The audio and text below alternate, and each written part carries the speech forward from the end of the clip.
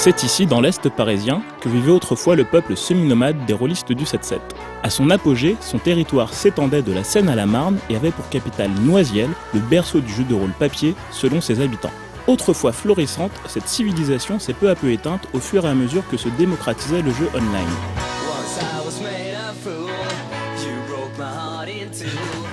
Pour la télé? Non, je déconne. Un peu stressé. Il va? Situé en extrême amont de la ligne A, Noisiel abrite un grand parc verdoyant.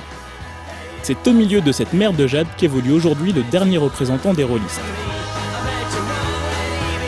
En cet instant précis, notre invité ignore tout de sa destination. Il sait juste qu'il a rendez-vous en TER inconnu. Oh, mais si ça se passe sur Grand Line, bah j'ai ça. Hop. Hein? Alors? Quand même? Parce que là, je sais pas où on va, mais je sais qu'avec ça, je suis paré en tout cas. Tu sais, j'ai trouvé ça dans une petite friperie. C'est de la dégriffe, hein. J'aime bien. Parce que tu vois, tu le portes comme ça. Comme ça, tu peux le porter comme ça aussi. Et ça passe partout, quoi. On va se baigner ou pas? Bah ça, c'est con, parce que j'aime bien tout ce qui est glitter, même boudine. Donc non, certainement pas. Tu vois, celui-là, j'aime bien. C'est au niveau de la coupe. Tu vois, il me fait pas des fesses plates.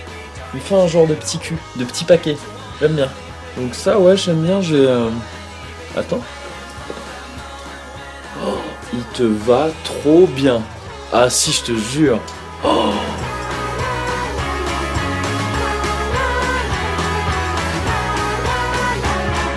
Comment ça va? Bah comme un lundi. Non, je déconne, on est même pas lundi. Fou, putain, non, je dis de la merde parce que j'appréhende un peu. On va où? Non, me dis pas.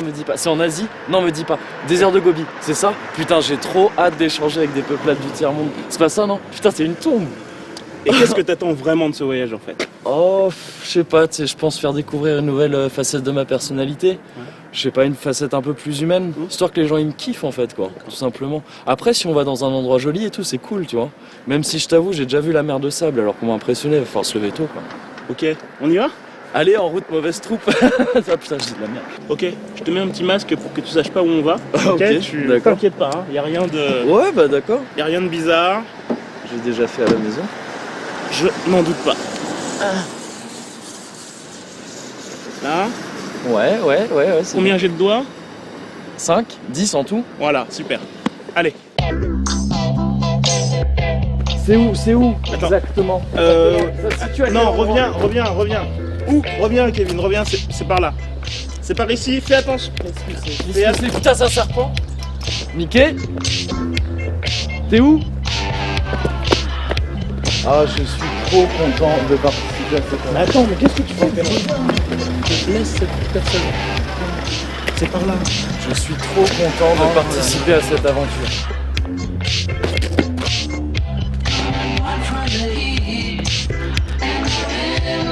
Voilà, mets tes lunettes. Tu me non, vois? Bon bah je t'attends là. Aïe. Attention. Côté, pardon. Tête. Fais gaffe. Attention, fais gaffe. Vas-y. Tu te mets là. Je suis où? Tu te mets bien. C'est quoi? Tu es bien. Mets-toi en PLS. Aïe. Voilà. Attention à ta tête. Mets ta ceinture. Je la vois pas.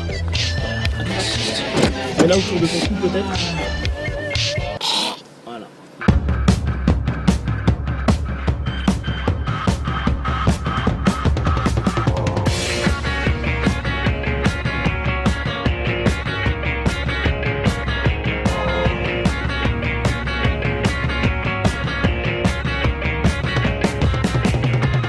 Alors tu veux savoir où on va?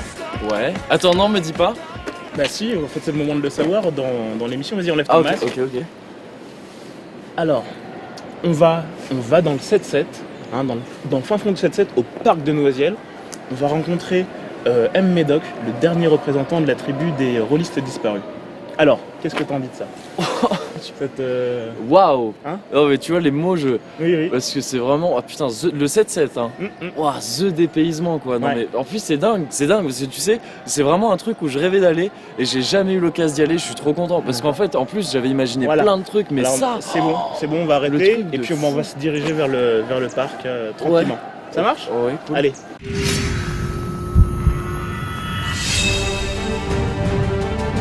Salut, ça va? On commence ces news avec ma résolution 2014 et cette nouvelle envie de jeter un œil à tous les projets susceptibles de m'intéresser sur les sites de crowdfunding. Prenez Kingdom Come par exemple, ce RPG open world en vue subjective développé par les Tchèques de Warhorse Studios. Bon bah a priori on est sur la bonne voie là. Tel qu'on nous le présente, le jeu tenterait de s'affranchir de ces clichés liés aux univers Medfan avec ses dragons et ses magies qu'on connaît bien. Kingdom Come donnerait plutôt dans le récit historique, dans cette Europe médiévale qui n'a pas vraiment besoin de romancier pour proposer de l'intrigue.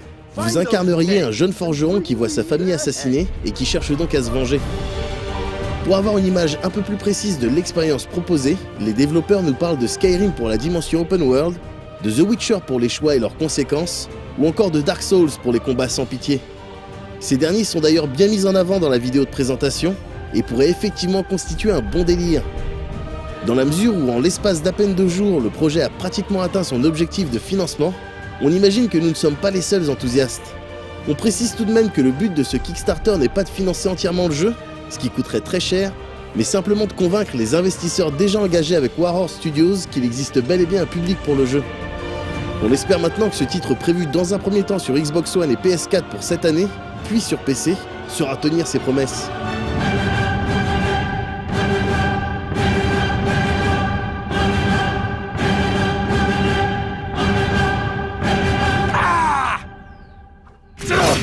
Here at Playdeck, we have had the incredible opportunity to work on the games that we love to make. On continue nos news concernant Kickstarter et on parle maintenant d'Unsung Story, un projet qui lui aussi sentait bon à la base. Voyez vous-même, un RPG tactique développé par un studio américain et dont le MC serait Matsuno Sensei, l'homme à qui l'on doit les Tactics Ogre, Vagrant Story, Final Fantasy Tactics et tout ce qui tourne autour d'Ivalice d'une manière générale. Simplement, son implication n'était pas vraiment claire à la base et l'engouement des premiers jours s'est vite essoufflé. Matsuno a ainsi dû s'exprimer à nouveau pour rassurer les backers et le projet a même vu ses objectifs étendus revus à la baisse. Il faut dire que ces derniers étaient relativement hallucinants, demandant aux backers d'atteindre des sommes faramineuses juste pour que Sakimoto Sensei fasse la musique par exemple. On attend maintenant d'avoir du concret, en tout cas autre chose que des Américains qui parlent, avant de savoir si le tout mérite d'être backé.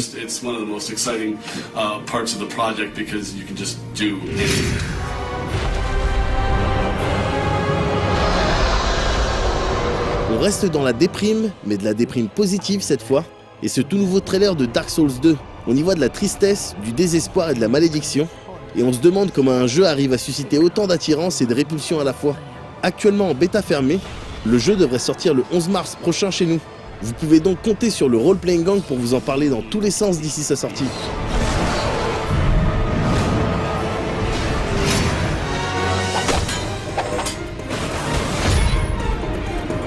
On enchaîne avec Lionhead Studios et le nouveau trailer de leur Fable Anniversary. Ce remake du tout premier Fable devrait se pointer avec une refonte graphique totale, mais aussi du contenu additionnel dans tous les sens. Ceux qui ont donc passé du quality time sur Xbox à l'époque devraient pouvoir trouver de quoi se faire plaisir sur 360 aujourd'hui. D'autant que la version Anniversary est également comprise dans le bundle Fable Trilogy, lui aussi disponible en février chez nous. Unlucky hero, maybe next time. On se détend à présent et on se mate rapidement la blague du mois qui n'est autre qu'FF6 sur Android. En revanche, si ce prix prohibitif proche de 15 € et cette violence de la refonte graphique nous font bien rire, on peut comprendre que cela puisse choquer certaines personnes, notamment les fans de l'épisode sur Super NES. Manifestement, on ne peut pas rire de tout, surtout en ce moment.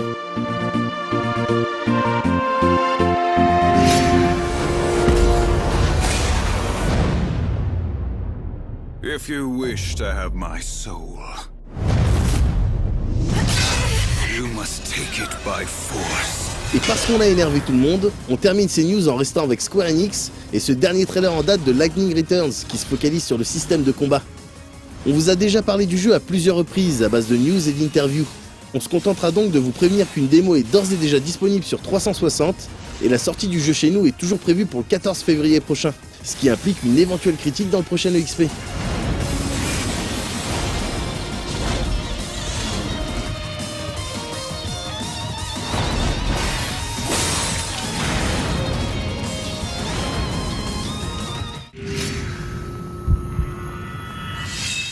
Ça y est, on y est. Tu vois ?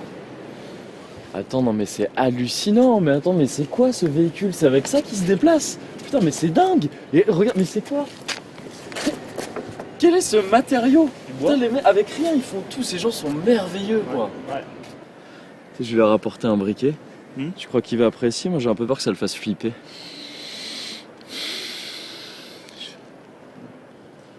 Ah, j'ai faim, là. Tu veux un biscuit? Non, mais sors pas de biscuits. On ramène pas de trucs de l'extérieur. On est en immersion totale, non, immersion totale. C'est le but de l'expérience. Ok, non, Tu je vois le délire. Hein? Ouais, ok, Ouais, c'est bien, hein. d'accord. Voilà. Ouais, donc une reine avec un œuf et tu prends quoi? 4 fromages? Non, rien, tu ramènes rien de l'extérieur non plus, c'est pareil, c'est la même chose. Enfin, pas de trucs de l'extérieur à l'intérieur d'ici. Oui, je suis avec... Non, bah non. Coupe, en fait. Coupe d'abord, voilà, je t'explique. Arrête pas de nourriture, il va nous la donner. Mais on voit la pizza. Il va nous la... Non, mais on est avec lui, on est en immersion. Il Vesuvio, enfin c'est juste... Oh, regarde, je crois qu'il arrive.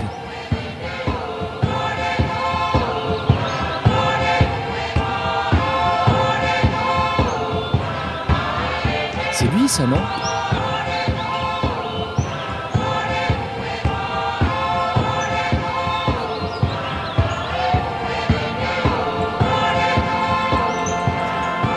Vachement long, hein, quand même.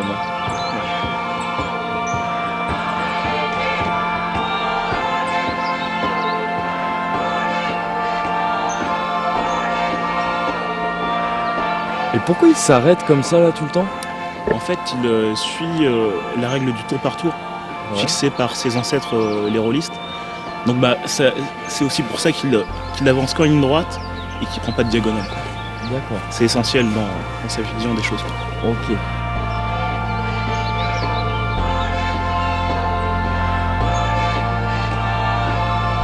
Pas futé, hein, le mec quand même. Pas pratique.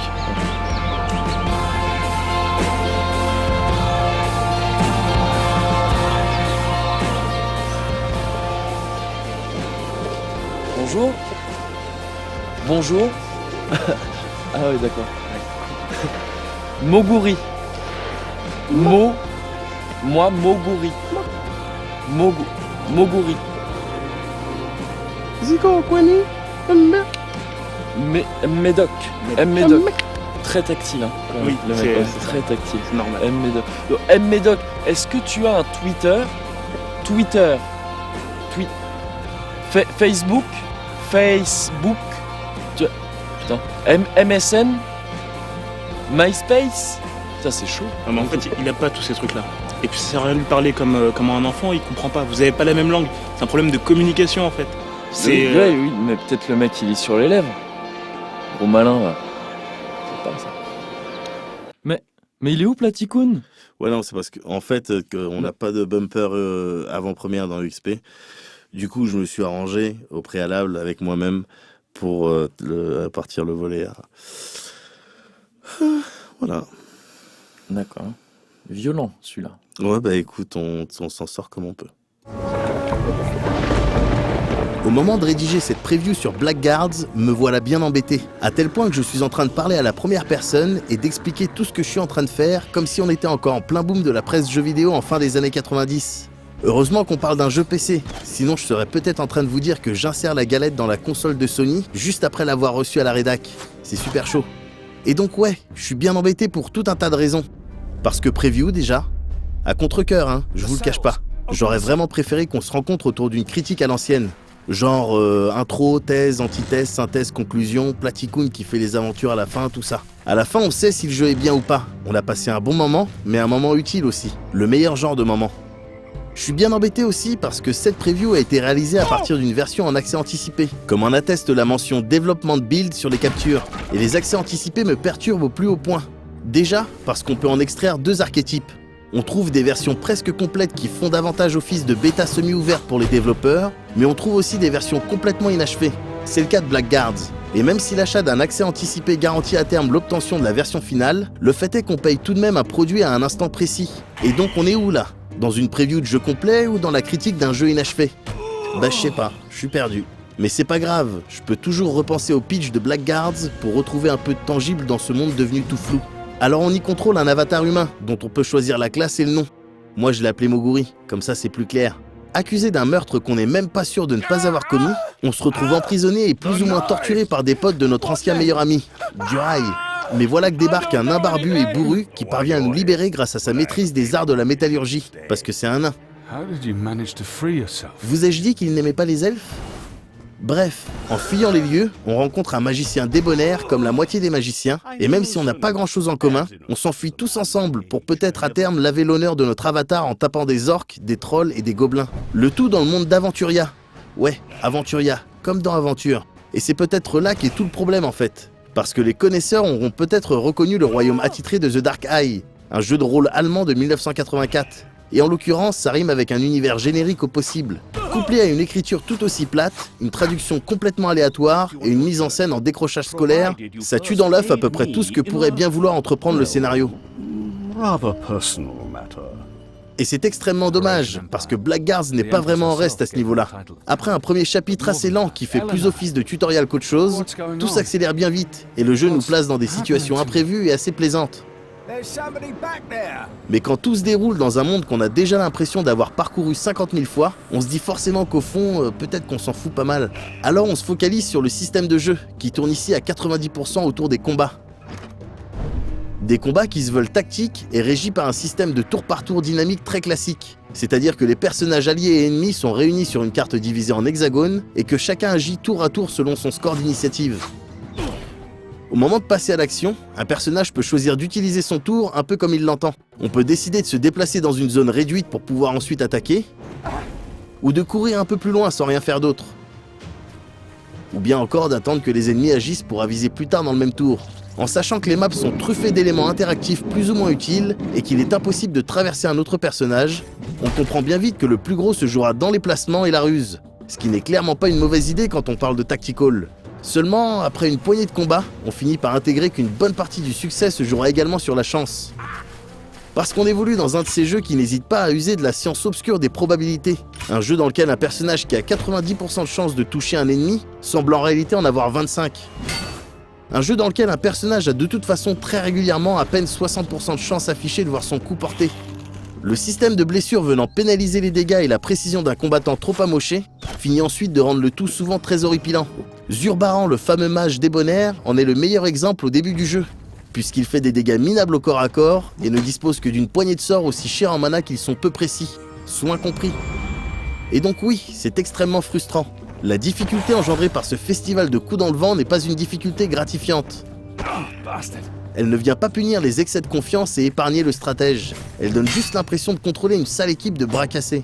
Ou d'abrutis. Parce qu'un archer ultra précis à 1 km mais systématiquement incapable d'aligner un éléphant à 5 mètres, normalement ça finit réformé avant même d'avoir mis le pied en caserne. Alors on passe par la case entraînement, en accumulant des AP en combat pour les dépenser en augmentant librement tout un tas de traits pour chaque personnage. Et à première vue, ça a l'air très riche. Des caractéristiques basiques comme les HP ou l'agilité, au maniement de tel ou tel type d'armes, en passant par des compétences actives et passives ou encore un éventail de sorts assez complet. On se dit qu'il y a de quoi faire. Et c'est le cas. Seulement, les AP s'amassent extrêmement lentement d'une part, et l'ergonomie des menus est complètement à la rue d'autre part. On sait rarement à quoi on a affaire, rien n'est expliqué ni explicité. Et on passe forcément un bon paquet de temps à tâtonner en augmentant des stats un peu au hasard pour voir ce que ça va faire. Et quand encore une fois les AP tombent très lentement, c'est assez gênant. Et le constat est le même quand il s'agit d'équipement.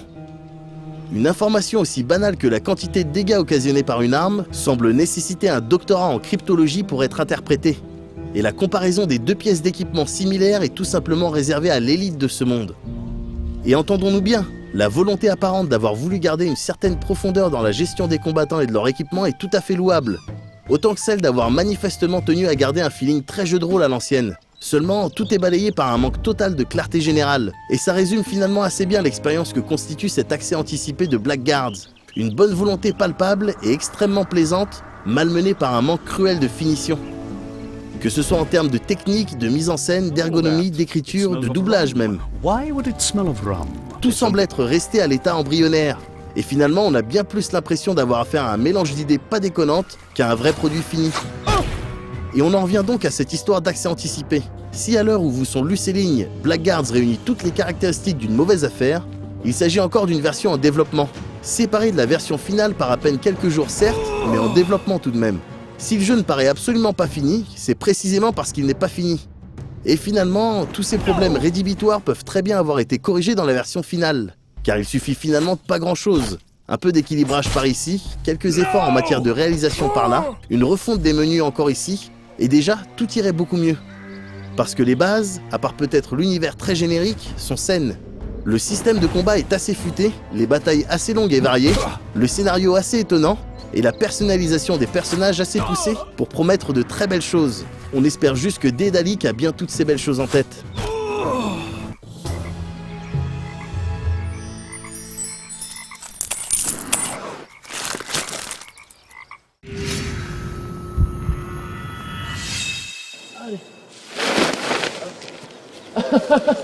Mais non!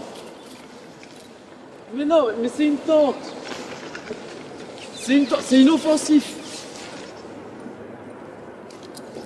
Mais non, mais... Viens! Viens, c'est cool!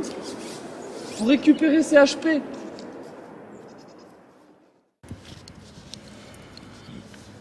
Tu sais, Moguri, ça fait maintenant 34 ans que Médoc vit seul dans cette région reculée. Mes ancêtres m'ont dit qu'avant, nos terres étaient fécondes et remplies de chocobos. Aujourd'hui, nous n'en trouvons presque plus. Cela me rend très triste. Je pleure presque tous les jours. D'après ce qu'il vient de faire, je crois qu'il veut t'emmener à la chasse avec lui. C'est un vrai honneur. Ok.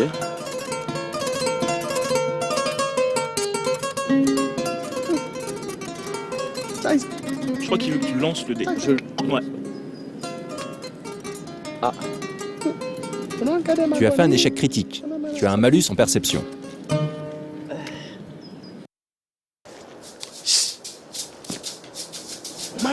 J'ai détecté un mob. Un rat de level 2, il me semble. Avec un peu de chance, il droppera de quoi te crafter un meilleur style.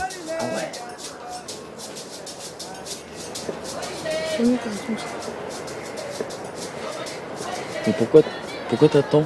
Qu'est-ce que t'attends? J'attends qu'il termine son tour.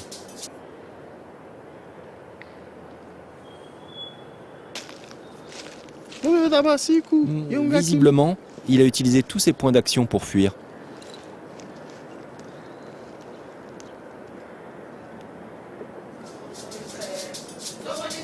T'es pas prêt de bouffer là avec ta méthode. Attends. Là. Voilà. Toi c'est mieux quand même. Plus simple. Ton outil qui crache des éclairs me rappelle la Gunblade de mon grand-père. Tu connais pas ça? Ça c'est un flingue. Flingue. Flingue. Non. Flingue. Là.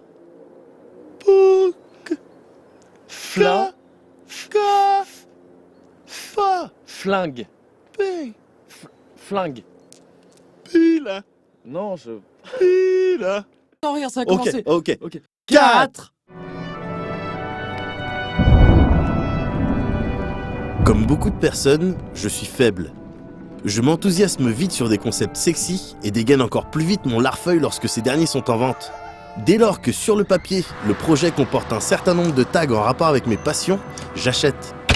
Par exemple, un développeur qui arriverait à mêler hélicoptère, Bangkok, mecha, RPG et babes aurait toute mon attention, mais aussi toutes mes thunes. Et c'est cette même faiblesse qui m'a fait suivre de très près The Banner Saga depuis le lancement de sa campagne Kickstarter. En guise de tag, on nous avait donné Tactics et Viking. Il n'en fallait pas plus pour m'émoustiller. Et visiblement, je n'ai pas été le seul, puisque le jeu a littéralement explosé ses objectifs de financement en l'espace de très peu de temps. Voilà maintenant quelques jours que The Banner Saga est disponible. Il est donc l'heure de confirmer ou d'infirmer cet enthousiasme. 3.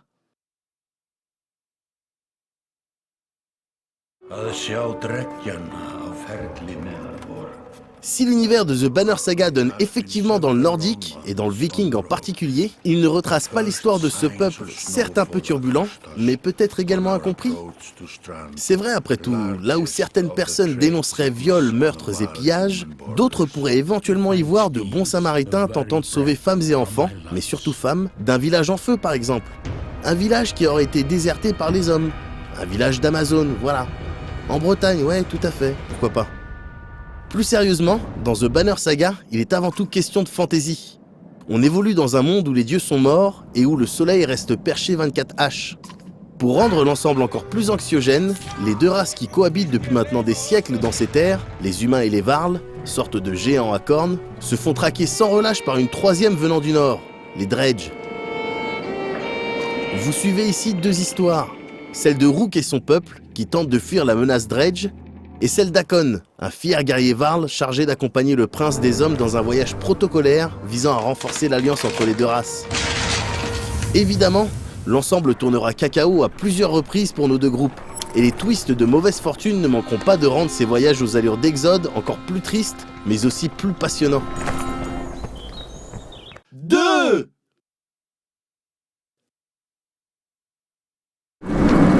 Le temps passé sur The Banner Saga est partagé entre deux activités. La première concerne l'aspect voyage, avec sa gestion de ressources et de personnel, et ses choix moraux qui ont des conséquences sur le déroulement de l'aventure et sur lesquels nous reviendrons plus tard. La deuxième concerne bien évidemment les combats. Ici, on a affaire à du RPG tactique qui bouscule un peu les codes du genre, en proposant quelques subtilités à première vue déroutantes. En situation de combat, on commence d'abord par choisir les personnages qui participent et l'ordre dans lequel ils agissent. Il n'est donc pas question d'initiative. Il en est d'ailleurs de même pour les ennemis, puisqu'ici, chaque camp joue chacun son tour, et ce quel que soit le nombre de participants. C'est clairement déstabilisant, surtout pour ceux qui ont pris l'habitude de se débarrasser du menu fretin le plus vite possible. Ces réflexes ou habitudes de tacticien se révéleront ici bien peu inspirés, puisqu'ils permettent simplement aux ennemis dangereux de jouer plus souvent. On comprend alors vite qu'il vaut mieux affaiblir tout le monde dans un premier temps. Toutefois, lorsqu'il ne reste plus qu'un ennemi en face, passez en mode pillage et faites ainsi jouer tous vos persos d'affilée. L'autre point qui peut éventuellement fragiliser les automatismes du tacticien vidéoludique se situe au niveau de cette jauge de force. En effet, The Banner Saga ne dissocie pas la vie de la force à laquelle frappe un personnage. Quand on y réfléchit, ça fait effectivement pas mal de sens. Les combattants disposent donc de deux jauges sur le terrain. La vie, qui fait aussi office de force comme on vient de le voir, et l'armure. Les dégâts occasionnés sont calculés en fonction de la différence entre la force de l'attaquant et l'armure du défenseur. Si l'armure est supérieure à l'attaque, le dégât minimum est alors de 1, avec plus ou moins de chances que le coup ne touche tout simplement pas. Dans ce genre de configuration, il devient alors plus sage de s'attaquer dans un premier temps à l'armure, les dégâts portés à cette dernière ne dépendant pas de la stat de force mais d'une toute autre caractéristique. Pour mettre plus de chance de votre côté, il vous est également possible à chaque action de mettre des points de volonté.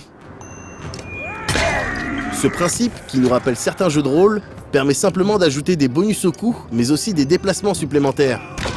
Aussi, à chaque ennemi vaincu, votre corps situé en haut de l'écran gagne une étoile.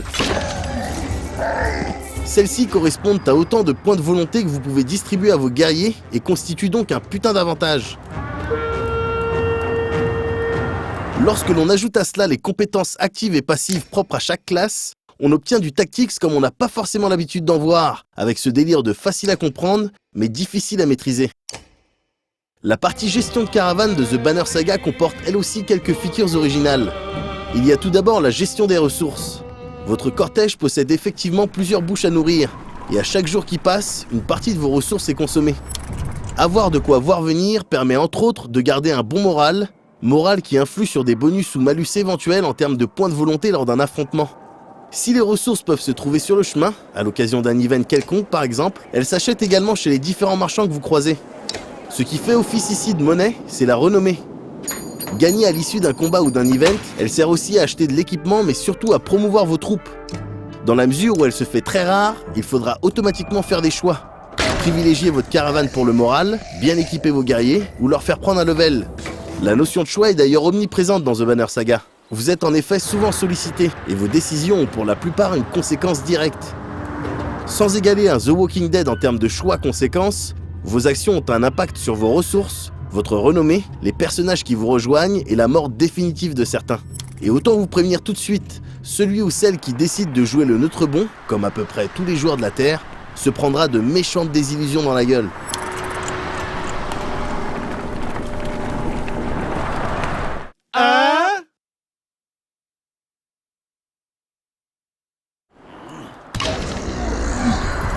The Banner Saga fait partie de ces tueries qui rassurent.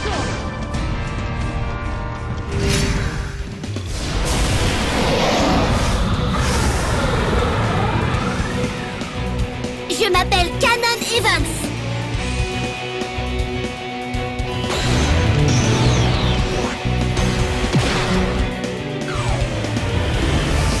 Attention, tenez-vous prêts.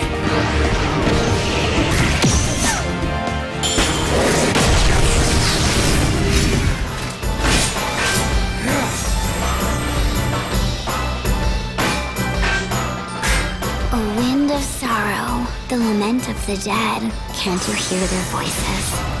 This wind is the dead? If it ever got out. It'd be the end of this world, and the future as well. I'm more powerful than I ever was. But it came with a price. I'm not even sure if I'm human anymore. 助けてラタトスク。僕らはマルタのためにも世界のためにもセンチュリオンコアを集めてラタトスクを目覚めさせなきゃいけない。やめろって言ってるのがわかんねえのかよ、このクズどもが。自分の中の理想のエミルより目の前にいる君の方がずっとかっこいいと思うよ。エミル、聞こえるか？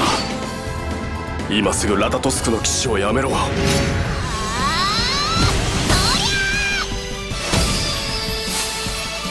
天気だな。あれ、煙が。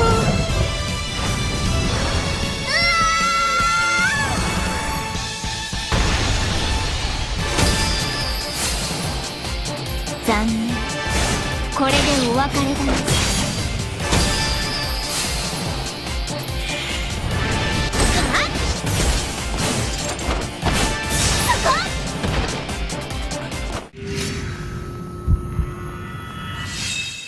My broken heart again. I got all my files. I got all my ones to. Alors, tes impressions, Moguri? Alors, j'étais un peu réfractaire au début, hein. Je vais pas te le cacher. Mais j'ai l'impression d'avoir changé depuis. J'ai l'impression d'avoir compris quelque chose en fait. Compris que, je sais pas, que. On avait vachement de choses en commun, lui et moi, en fait. Tu vois ? Que, en fait, je veux dire, malgré toutes les différences apparentes, ben, finalement, on avance tous dans le même but, quoi. Je veux dire, tu vois, le but de la quête d'expérience pour atteindre cet état de plénitude qui est l'harmonie avec le game system de la vie. Tu vois ce que je veux dire ? Tout ça, c'est des choses, si tu veux, qu'on échange, mais qui se voient pas avec les yeux. Enfin, pas avec les vrais yeux physiques, je veux dire. Tu vois, c'est je parle de l'œil de l'âme, en fait, si tu veux, qui te permet de voir éventuellement, qui te permet de voir des choses que... Putain non, je suis désolé, je capte rien du tout. Il m'a filé un genre d'herbe curative, là, je suis à l'ouest, je capte pas.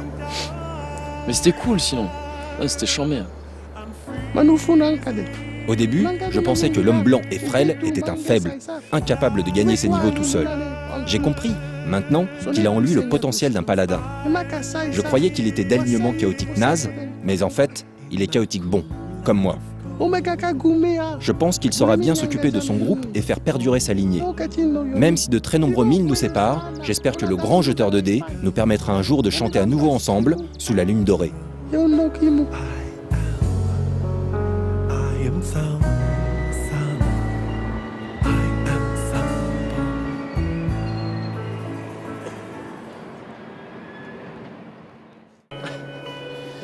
Ça y est, il est temps de se dire au revoir malheureusement. Déjà ? Ouais. Moguri, pourquoi ne restes-tu pas avec moi? Mais tu sais, j'aimerais bien, mais je peux pas, j'ai des responsabilités. Toi, tu es libre. Tu es un homme courageux, et tu as le cœur bon. Tiens, ceci m'appartient depuis quelques jours. Je l'ai trouvé par terre. Il est tien désormais. Alors, la coutume du coin, ouais, veut que tu échanges un objet avec lui. Hein, c'est un truc ancestral. C'est ce qu'on appelle le trade. D'accord. Ah non, non, je peux pas. Ah, il apprend vite. Ouais. Par contre. Il comprend. D'accord. Oui, c'est le tien. Oui.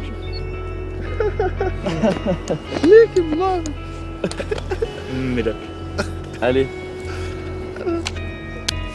Ah oui, le high five, c'est vrai. Salut. Et une belle vie. Ouais.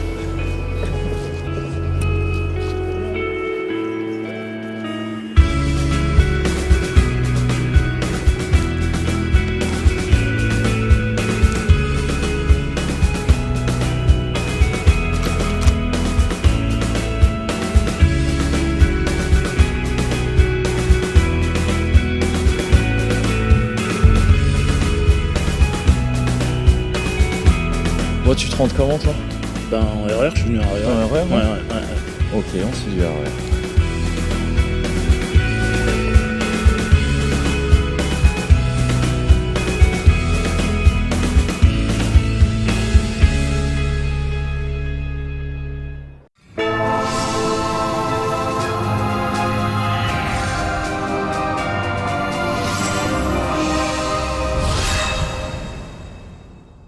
Expérience de dingue hein, quand même. Hein. Ouais. Ah, truc de fou.